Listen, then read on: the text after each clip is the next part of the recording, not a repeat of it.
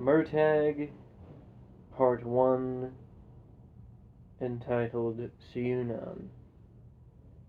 Chapter 1 of Part 1 is titled Maddentide, which I will be reading. Ceunon is a coastal city, and that's about as much of the illustration as I will try to translate. But it is. It's on a bay, right bordering on the shoreline, and then there's a wall around all the other half circle of it. It comes out in like a semicircle, half circle off the bay, and there's a wall around that.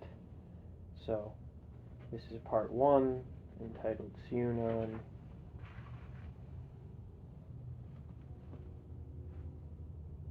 To hold the center amid a storm, to cleave or cling or seize the standard, 'tis a question troubles even the broadest mind. A stand of aspen grows as tall and strong as the lonely oak. Honor demands, duty compels, and love cajoles, but the self insists. Quandaries 14 through 20. Atten the Red. Chapter 1. Maddentide. Will you go alone? Murtagh gave Thorn a quizzical look. The red dragon sat crouched next to him atop the rocky hill where they had landed. In the fading dusk, the sparkle of the dragon's scales was subdued, tamped down like coals in a banked fire, waiting for a breath of wind to flare back to brilliance. What? You'd rather go with me? A wolfish grin split Thorn's jaws, showing ropes of sharp white teeth, each as long as a dagger. Why not? They already fear us. Let them scream and scurry at our arrival. The dragon's thoughts resonated like a bell in Murtagh's mind. He shook his head as he unbuckled his sword, Zarok, from his waist. You'd like that, wouldn't you? Thorn's jaws hung open wider, and his bird tongue ran across his chops.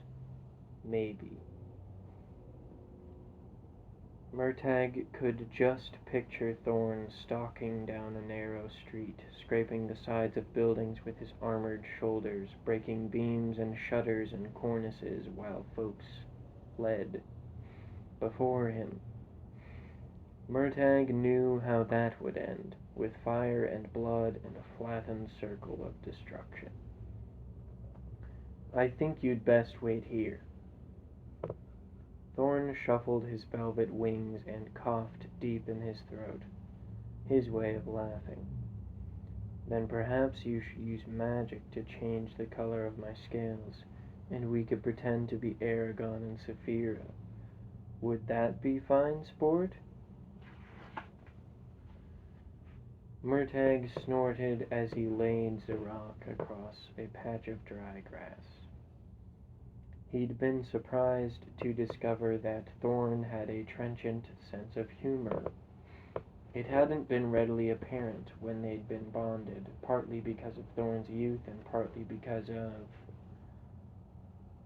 attending circumstances. For a moment, Murtagh's mood darkened. No? Well then, if you change your mind, you'll be the first to know. With the tip of his snout, Thorn nudged the sword. I wish you would take that. Thorn nudged the sword.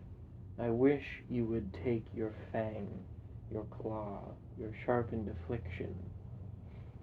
Murtagh knew Thorn was nervous.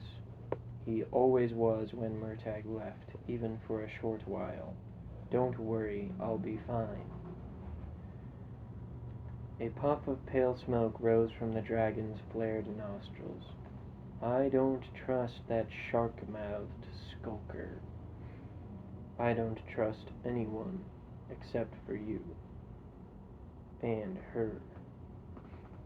Murtagh faltered as he went to one of the saddlebags that hung along Thorn's side.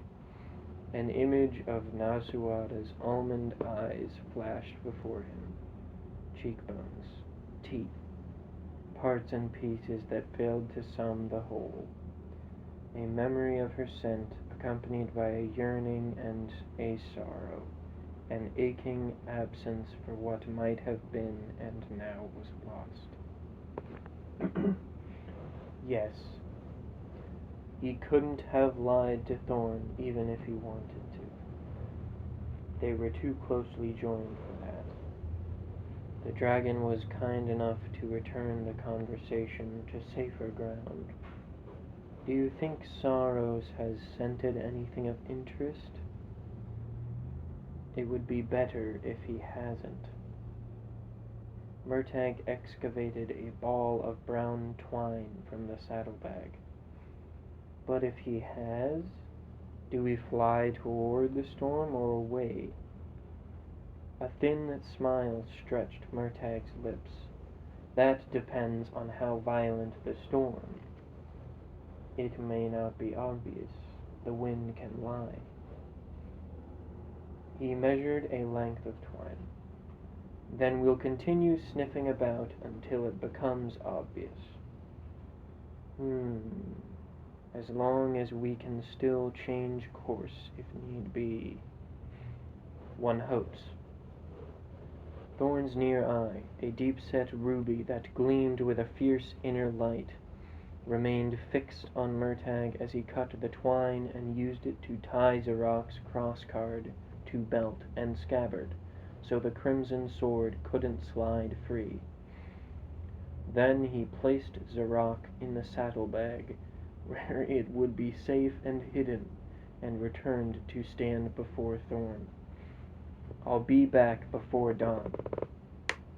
The dragon hunkered low on his haunches as if braced to take a blow. He kneaded the ground with his curved claws like a great cat kneading a blanket, and small rocks popped and cracked with explosive force between his talons. A low hum, almost a whine, came from his chest. Murtagh laid a hand on Thorn's jagged forehead and strove to impress a sense of calm and confidence on him. Dark chords of distress echoed in the depths of Thorn's mindscape. I'll be fine.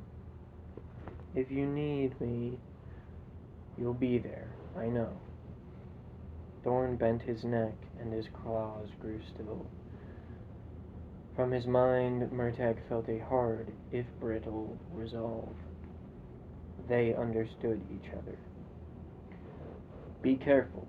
Watch for any who might try to sneak up on you. Another bone-vibrating hum echoed from the center of Thorn's chest. Then Murtagh pulled the hood of his cloak over his head and started down the side of the hill, picking a path between jags of solitary stone and clusters of prickly hordebrush. He looked back once to see Thorn still crouched upon the crest of the hill, watching with slitted eyes. A man with a dragon was never truly alone. So thought Murtagh as he headed west with a long, loose-limbed stride. No matter how many leagues separated him and Thorn, a part of them would always remain connected, even if the distance kept them from hearing each other's thoughts or feeling each other's emotions.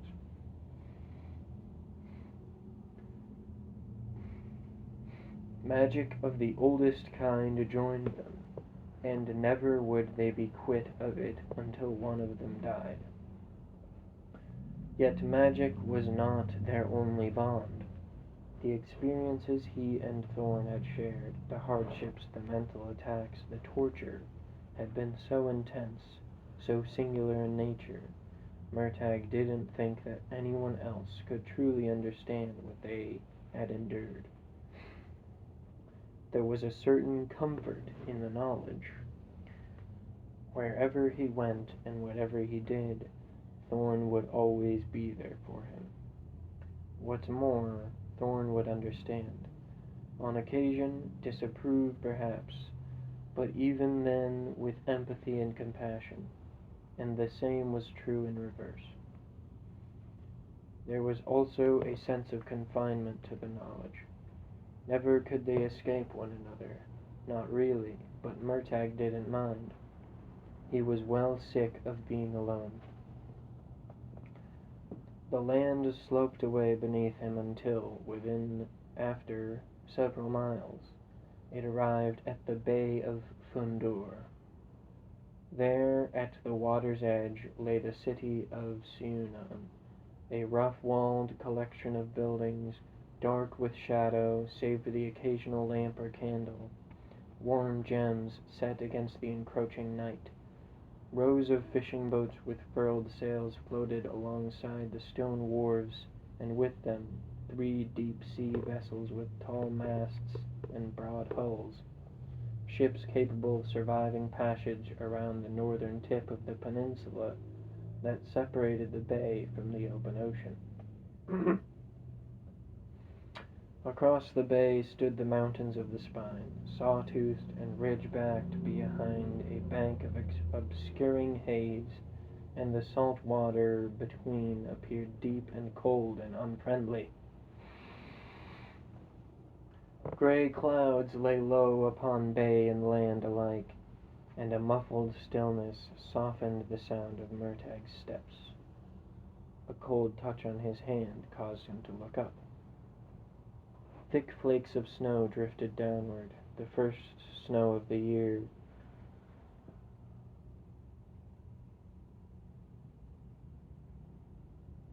Fuck off.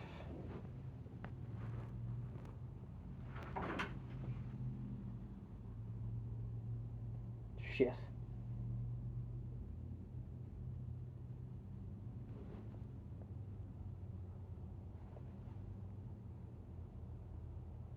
Thick flakes of snow drifted downward, the first snow of the year. He opened his mouth and caught a flake on his tongue. It melted like a pleasant memory, fleeting and insubstantial. Even this far north, it was unseasonably early for snow. Maddentide had been 2 days past, and that marked the first run of Bergenhead, the silvery, hard-scaled fish that invaded the bay every autumn.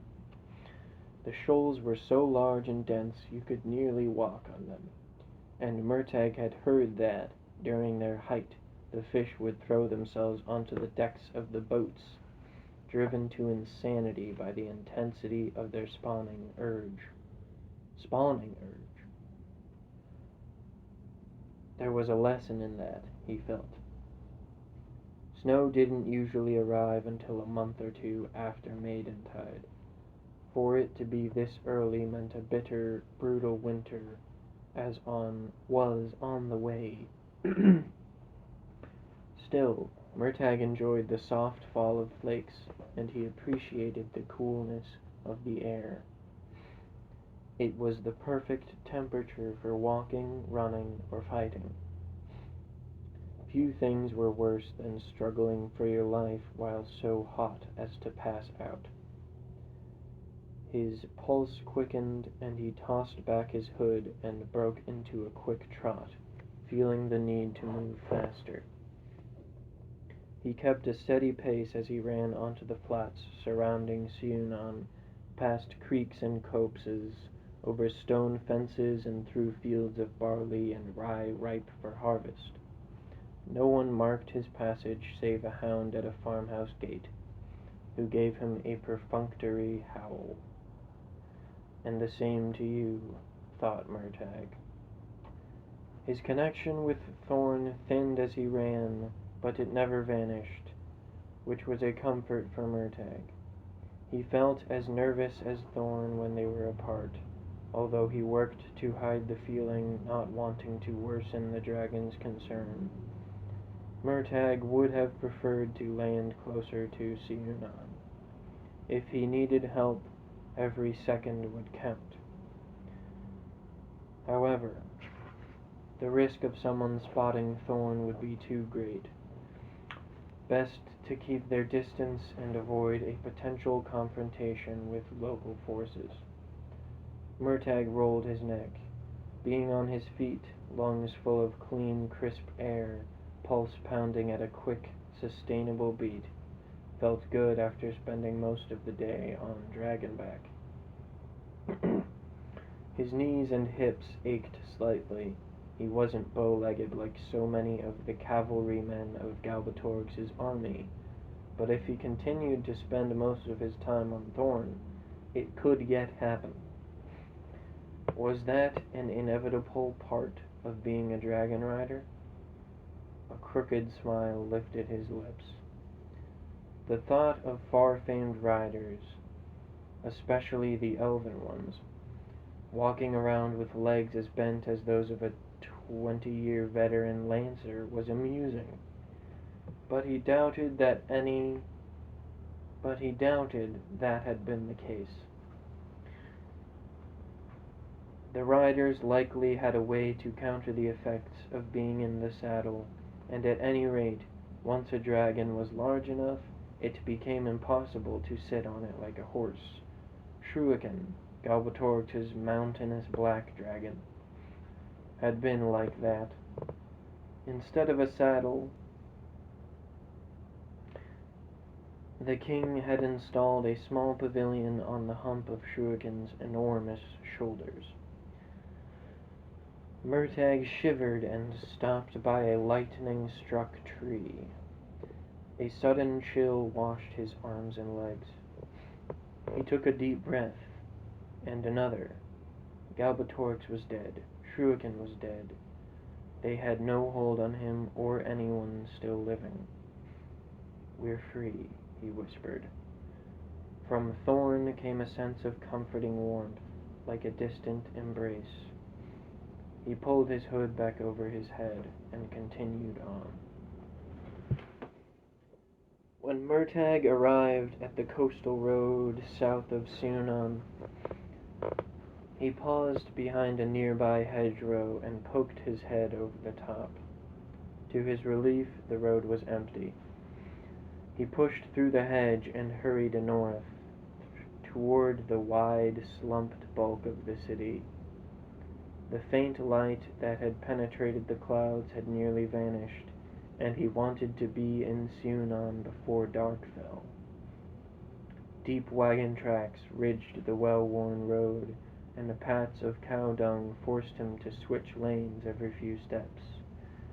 The snow was gathering on the ground in a soft, thin layer that reminded him of the decorative lace that ladies would wear to high events at court. He slowed as he approached Ceunon's outer wall. The fortifications were stout and well-built, if not so high as those of Tirm and Dras Leona. The blocks of rude-surfaced black stone were mortared without gaps, and the wall had a properly angled batter at the bottom, which he noted with approval.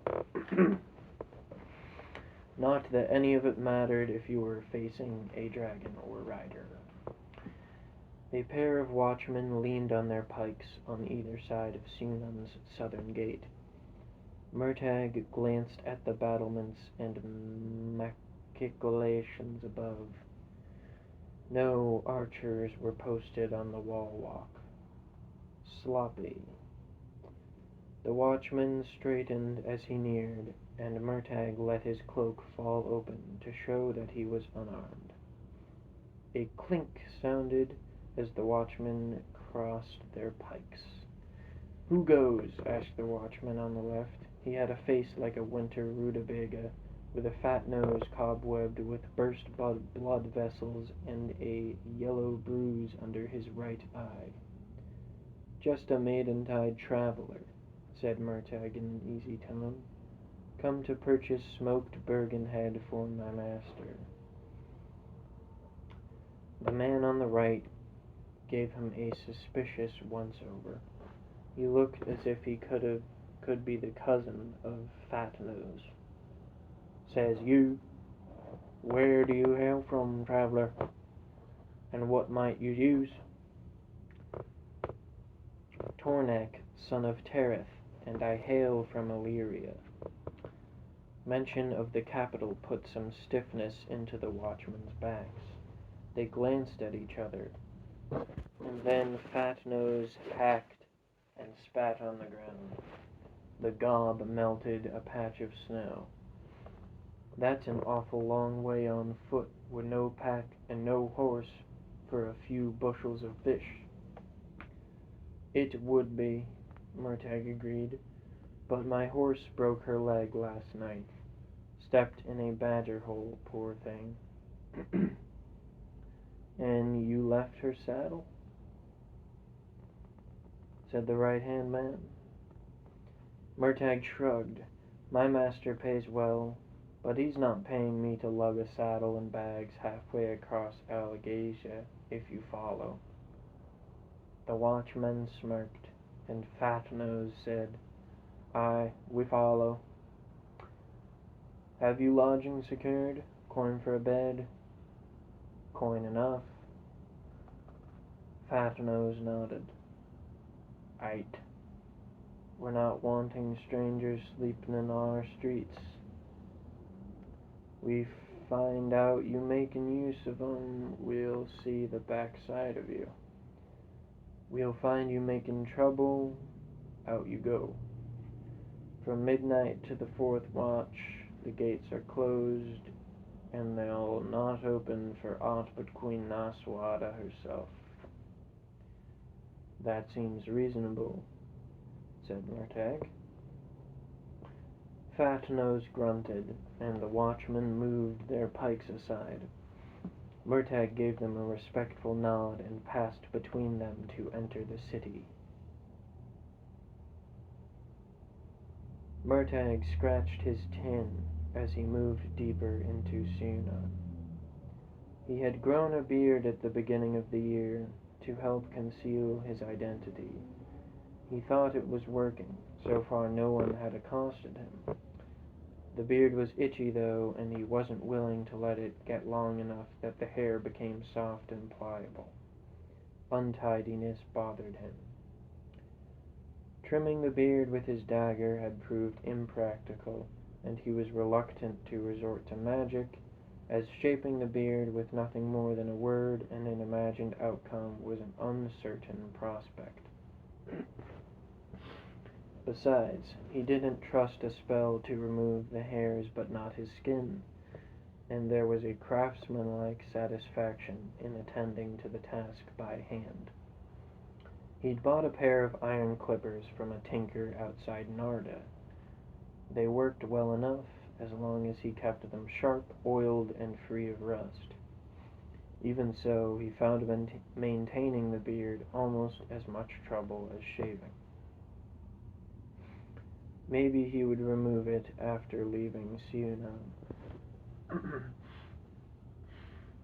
The main street was a muddy strip twice the width of the southern road.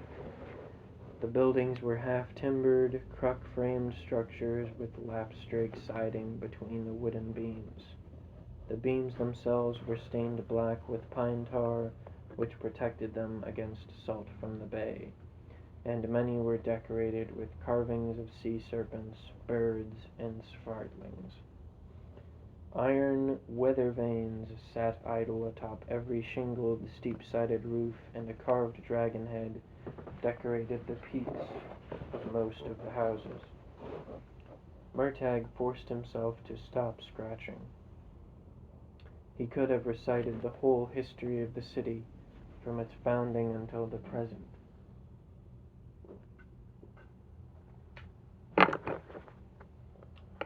He knew that the carvings were in the style commonly called Kisk, which had been invented by some anonymous craftsperson over a century past.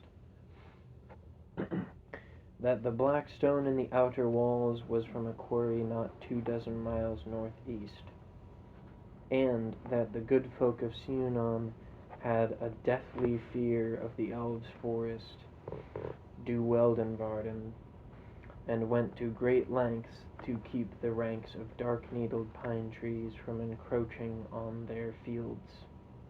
All that and more he knew. But to what end?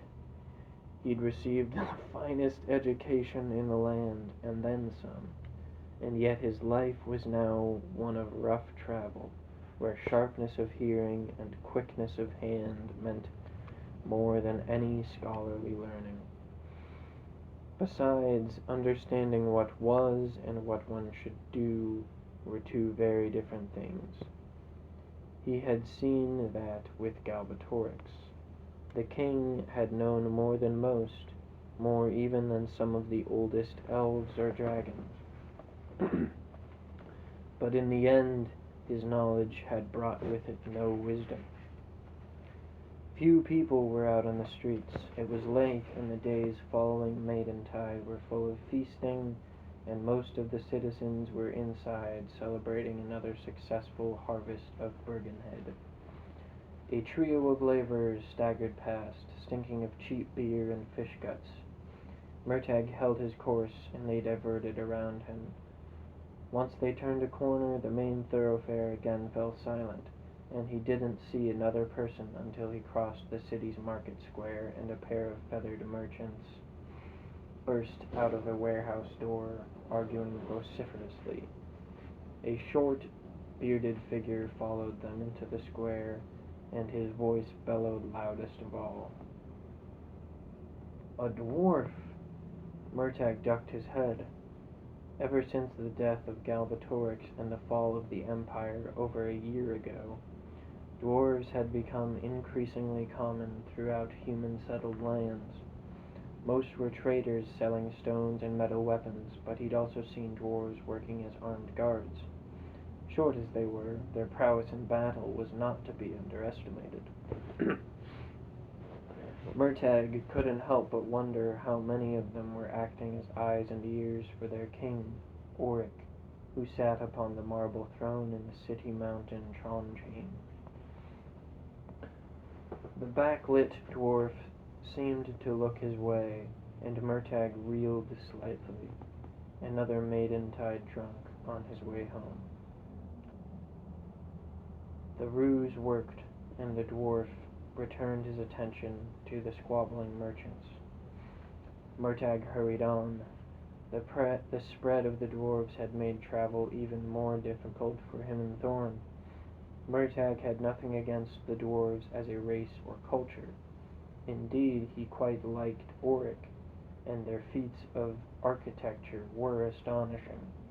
However, they held a deep and abiding hatred of him for killing King Hrothgar, Auric's predecessor and uncle. And dwarves were known for their tenacity with which they held grudges. Could he ever make amends to Auric, his clan, and the dwarves as a whole? Were it possible, Murtagh had yet to think of the means. Unfortunately, his situation with the dwarves wasn't unique. The elves maintained a similar animosity toward him and Thorn, on account of the role they had played in killing Oromus and Glader, the last surviving rider and dragon from before Galbatorix's rise to power. Murtagh could hardly blame them. The average human was no fonder of them, as it was widely believed they had betrayed the Varden to Galbatorix during the war. Traitors earned only contempt from both sides in a conflict, and rightly so. Murtagh himself had no sympathy for the snake-tongued oath-breakers like his father, but that did not make it easy to be falsely branded as one. No safe harbor for us, thought Murtagh. A hard, humorless smile formed on his lips. So it had been his whole life. Why should it be any different now? The stench of fish, seaweed, and salt grew stronger as he moved along the wharves and past rows of drying racks set beside the street. He glanced up. Midnight was still 3 or 4 hours away. Plenty of time to conclude his business and depart Ceunon. After so long spent out of doors in the wild reaches of the land, the closeness of the buildings felt uncomfortably constraining, in that he was becoming more and more like Thorn. Music and voices sounded ahead of him, and he saw the common house that was his destination, the Fulsome Feast. The low, dark-beamed building had crystal windows set in its front-facing wall, a rare luxury in this part of the world, and petals of yellow light spread across the paving stones on the street, a welcome invitation to enter, rest, and make merry. Saros had picked the place as the location of their next meeting, and that alone made Murtagh wary. Still, the Fulsome Feast seemed innocuous enough, just one more disheveled, hard-run establishment like so many others. Aside from the crystal windows, the common house could have been in any seaside town or village throughout the land. But then Murtagh had learned long ago that appearances were rarely to be trusted. He steeled himself against the noise to follow and pushed open the door.